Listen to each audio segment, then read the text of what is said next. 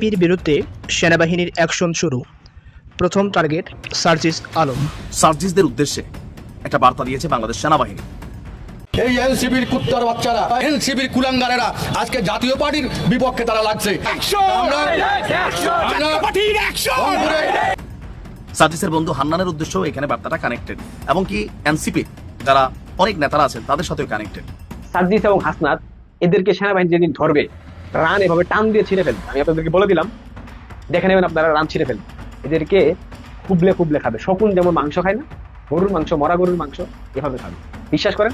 যখন শেখ হাসিনার বিচার প্রক্রিয়া শুরু হলো তখন পাকিস্তান থেকে একটা ভয়াবহ খবর বেশ নাড়া দিয়েছে। পাকিস্তানের একটি জঙ্গি গোষ্ঠী জুলাই আন্দোলনের জুলাই আগস্ট যে অভ্যুত্থান, সেই অভ্যুত্থানকে নিজেদের অর্জন হিসেবে ঘোষণা করেছে এবং তারা ৭১-এর প্রতিশোধ নিয়েছে এমনটা ঘোষণা করেছে। এখন হঠাৎ করেই সংবাদ মাধ্যমে, মানে বিদেশি সংবাদ মাধ্যমে এবং সামাজিক যোগাযোগ মাধ্যমে এমন খবর বেরিয়ে আসছে, ৩ বাহিনী প্রধানই দেশ ছেড়েছেন। ৩ বাহিনী প্রধানের একই সময়ে বিদেশ যাওয়ার এই ঘটনাটি একরকম খুবই অনন্য, নজিরবিহীন কিনা তা নিয়ে যেমন আলোচনা। আসসালামু আলাইকুম এভরিওয়ান, কি অবস্থা সবার? আশা করছি সবাই ভালো এবং সুস্থ আছেন।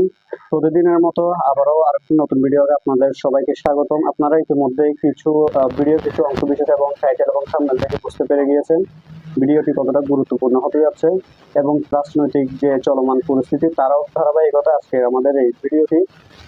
আপনারা ইতিমধ্যে ভিডিওটি কিছু অংশ বিশেষ এবং টাইটেল থাম্বনেল থেকে বুঝতে পেরে গিয়েছেন ভিডিওটা কতটা গুরুত্বপূর্ণ, এবং পরবর্তী সম্পূর্ণ ভিডিওটা দেখলে আপনারা বুঝতে পারবেন কতটা গুরুত্বপূর্ণ এবং তথ্যবহুল। সম্পূর্ণ ভিডিওটি শুরু করার পূর্বে আমি আপনাদেরকে জানিয়ে রাখতে চাই, যারা আমাদের এই চ্যানেলটিতে নতুন অবশ্যই সাবস্ক্রাইব করে পাশে থাকবেন, এবং যারা ইতিমধ্যে সাবস্ক্রাইব করে ফেলেছেন আপনাদেরকে অসংখ্য ধন্যবাদ। তবে চলুন আমরা মূল ভিডিওটি শুরু করি। ফ্রি করেন, আমাদের সত্যি আত্মহত্যা আছে কিনা আমরা একটু জানান দিতে চাই। রংপুর কোতোয়ালির ওসি মামলা যদি 24 ঘন্টার মধ্যে এন্ট্রি না হয় তাহলে কিন্তু আমরা বুঝবেন জাতীয় পার্টি আবার কি করতে পারে। থানা ঘেরাও সহ অন্যান্য কর্মসূচি কিন্তু আমরা নেব, এবং আমাদের রংপুরের মানুষের হৃদয়ের যে রক্তক্ষরণ, সেই রক্তক্ষরণ কিন্তু চলছে। প্রিয় ভাইরা আমার, আপনারা যদি চান এনসিপি যদি ক্ষমতা থাকে ডিক্লেয়ার দিয়ে যদি করতে চায়, জাতীয় পার্টি প্রস্তুত আছে সবসময়। জাতীয় পার্টি আমরা কোনো সন্ত্রাসী রাজনৈতিক সংগঠন নই। জাতীয় পার্টি একটা সাধারণ গণমানুষের দল। আমাদের পার্টির চেয়ারম্যান সেটাই আমাদেরকে শিক্ষা দিয়ে গেছে। আমরা কোনো ভাঙচুর, সন্ত্রাস, চাঁদাবাজ, দখল বাণিজ্যের মধ্যে জাতীয় পার্টি কোনোদিনই ছিল না, আমরা এখনো নাই, ভবিষ্যতেও থাকবো না। সার্জিসদের উদ্দেশ্যে একটা বার্তা দিয়েছে বাংলাদেশ সেনাবাহিনী। সার্জিসের বন্ধু হান্নানের উদ্দেশ্যেও এখানে বার্তাটা কানেক্টেড, এবং কি এনসিপি যারা অনেক নেতারা আছেন তাদের সাথেও কানেক্টেড। এই দেশে আর মব চলবে না। মব ঘটাই দিয়া দায় সারা বক্তব্য, ফেসিবাদের দোসর হিসাবে পরিচিতি করা, সেটা নিয়ে কথা বলা। ভাই, এদেশে আইন আছে। ডক্টর ইউনূস শান্তিতে নোবেল পাইছেন। অশান্তির বন্যা তো এই মুহূর্তে দেশে বিভিন্ন জায়গায় আপনারা ঘটানোর চেষ্টা করছেন, এমনকি ডক্টর ইউনূসকে বিতর্কিত করছেন এই মবের কারণে। মব একটা কমন ওয়ার্ড হয়ে গেছে না? এর আগে 25-এর আগে বা 24-এর শেষের আগে মানুষ মব চিনত গত কয়েক বছর, বাট রাইট নাও এগুলো ডক্টর ইউনূসকে প্রশ্নবিদ্ধ করছে। আর এই জন্যই সেনাপ্রধান গেল কয়েকদিন আগে মব ইস্যুতে খুবই শক্ত বার্তা দিয়েছেন। আর অলরেডি আজকে আমরা দেখছি যে রংপুরে জাতীয় পার্টির চেয়ারম্যান JM কাদেরের যে বাসভবন স্কাই ভিশন বা স্কাই ভিউ, সেখানে এই মুহূর্তে সেনাবাহিনী অবস্থান করছে, নিরাপত্তা দিচ্ছে। পাশাপাশি ওনার বাসভবনে হামলা এবং ভাঙচুরের ঘটনায় গতকালকে মধ্যরাতে আপনার বৈষম্যবিরোধী ছাত্র আন্দোলন এবং বিএনপির নেতাদেরও ডেকে জিজ্ঞাসা করেছিল সেনাবাহিনী। বৈষম্যবিরোধী নেতাদের জিজ্ঞাসাবাদ করছে শুনে সার্জিস আবার সেখানে দৌড়ে আসে। আসার পরে সেনাবাহিনীর ৭২তম পদাতিক ব্রিগেডের যিনি কমান্ডার আছেন, ব্রিগেডিয়ার জেনারেল হুমায়ুন কাইয়ুম, যথেষ্ট বিচক্ষণতার সহিত কথা বলেছেন। ওনার লাইভের কথাগুলো আমি শুনেছি। তো তিনি তখন বলছেন যে সার্জিস আলমকে, শরীরে যতক্ষণ রক্ত আছে, we are not going to promote anyone, আমরা কাউকে আর উৎসাহিত করব না কিসে, যে দেশের বিরুদ্ধে কিছু করবে। আপাতত স্ট্যান্ডিং হলো, অবস্থান হলো, যে জনগণের অসুবিধা করে, ভ্যান্ডালিজম করে, মানে নাশকতা করে, মবের নামে যে আগুন লাগায়, ঘর বাড়ি ভাঙচুর করে, এই পার্টিটাকে বার্তা দেওয়া যে না, এইটা করার সুযোগ নেই। আর এখন খুবই সুন্দর গোছালো বক্তব্য। তো এখানে আপনার সার্জিসের সাথে কথা বলার পর আমরা দেখেছি যে ওই সময় রাত 12:30 দিকে নগরীর পায়রা চত্বরে বৈষম্যবিরোধী ছাত্র আন্দোলনের জেলা এবং মহানগর কমিটির আহ্বায়ক ইমরান আহমেদ, ইমতিয়াজ আহমেদকে সেনাবাহিনীর এই ব্রিগেডের যিনি কমান্ডার আছেন ব্রিগেডিয়ার সাহেব জিজ্ঞাসাবাদ করছিলেন। খবর পেয়ে বৃষ্টির মধ্যে সেখানে ছুটে গিয়েছিল সার্জিস। এরপর স্থানীয় বিএনপি নেতাদেরও জিজ্ঞাসাবাদ করেছিল সেনাবাহিনী। তো আমরা এখানে পাল্টাপাল্টি ঘটনা বক্তব্য আছে। বৈষম্য বিরোধীদের বক্তব্য যে জাতীয় পার্টির রংপুরের যারা নেতাকর্মীরা আছেন তারা বৈষম্য বিরোধীর উপর হামলা করছে। এমনকি এটা নিয়ে সবচেয়ে মজার বিষয় হচ্ছে থানাতে 2 দলই পাল্টাপাল্টি মামলা করছে, কিন্তু ওসি সাহেব কোনো মামলাই নেন নাই। সর্বশেষ এই মুহূর্তে সেনাবাহিনী সেখানে পাহারা দিচ্ছে। আমরাও মনে করি এই মবদের যারা বাবা আছেন, বাবা তোমাদের জন্য কিন্তু কোনো একদিন মব আসবে। সেনাবাহিনী সারা বছর মাঠে থাকবে না, আজকে আছে বিধায় অনেকের জন্য উপকার হচ্ছে, কিন্তু তারা সবসময় মাঠে থাকবে না। পুলিশ এই যে এখন মব ঘটাতে গেলে যাদের ইশারায় উদ্দেশ্যে ঘটে, পুলিশ চুপচাপ থাকে, কিছু করার নাই, পুলিশ কি বিপদে পড়বে নাকি? এগুলো কিন্তু আবার আসতে পারে। বাংলাদেশে আইন আছে, যে কোনো মানুষ ধরেন অন্যায় করছে, অপরাধ করছে, জুলুম করছে, নির্যাতন করছে, তার বিরুদ্ধে আইনের প্রয়োগের মাধ্যমে সুষ্ঠুভাবে তার বিচার করা হচ্ছে আইনের সুশাসন। এটি ডক্টর মোহাম্মদ ইউনূসকে এস্টাবলিশ করতে হবে। আমি সেনাবাহিনীকে ধন্যবাদ দিচ্ছি, বাংলাদেশের যে কোনো মবকে প্রতিহত করার জন্য আহ্বানও জানাচ্ছি।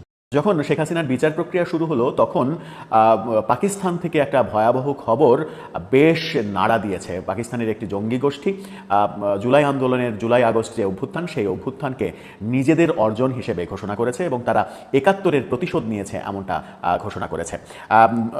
এই খবর গণমাধ্যমে উঠে এসেছে এবং গণমাধ্যমে উঠে আসা এই খবর যদি সত্যি হয় তাহলে সেটা সত্যি সত্যি বড় আতঙ্কের খবর। দৈনিক আনন্দবাজার এই খবরটা দিচ্ছে, তাদের শিরোনামটা আপনারা দেখে নিতে পারেন। সেখানে বলা হচ্ছে 1971-এর বদলা নিয়েছি, হাসিনার ক্ষমতাচ্যুত হওয়া নিয়ে দাবি সন্ত্রাসী হাফিজ সঈদের সংগঠনের। কি বলছে তারা? সেই প্রতিবেদনে যেটা বলা হচ্ছে সেটা হচ্ছে বাংলাদেশের জুলাই অভ্যুত্থানের নেপথ্যে কি সন্ত্রাসী হাফিজ সঈদের নিষিদ্ধ সংগঠন জামাত উদ দাওয়া? শেখ হাসিনার প্রধানমন্ত্রী পদ থেকে ইস্তফা এবং বাংলাদেশের ত্যাগের প্রায় 9 মাস পর এই প্রশ্নই উস্কে দিয়েছে এই সংগঠনের কয়েকজন নেতা। তারা দাবি করেন গত বছর বাংলাদেশের যে বিশাল বিক্ষোভের মুখে শেখ হাসিনা ক্ষমতাচ্যুত হন তাতে তাদের সংগঠনের ভূমিকা ছিল, অর্থাৎ পাকিস্তানের এই জঙ্গি সংগঠনের ভূমিকা ছিল, এমনটা তারা দাবি করেছে। হাফিজের সংগঠনের নেতা সাইফুল্লাহ কাসুরি এবং দেশের সন্ত্রাসী খাতায় অভিযুক্ত মুজাম্মিল হাশমি দাবি করেন 1971 সালে বাংলাদেশের মুক্তিযুদ্ধের প্রতিশোধ নেওয়া হয়েছে।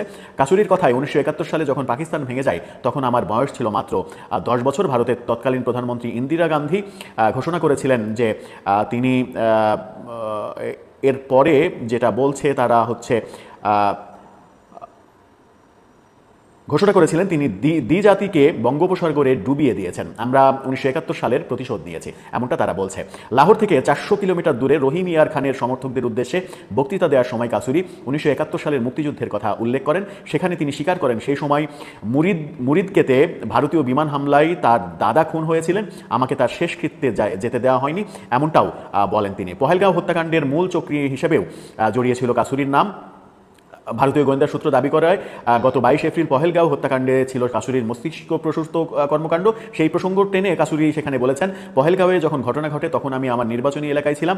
ভারত আমাকে এই হামলার মূল ষড়যন্ত্রকারী হিসেবে ঘোষণা করেছে, তবে আমরা মৃত্যুকে ভয় পাই না। এই যে কাসুরি এবং তার অন্যান্য নেতারা যে কথা বলেছেন, এরকম একটা ভিডিও কয়েকদিন হলে ভাইরাল হতে দেখা গেছে সামাজিক যোগাযোগ মাধ্যমে, যেখানে এরকম কথা বলতে শোনা যাচ্ছে যে 71-এর প্রতিশোধ নিয়েছি।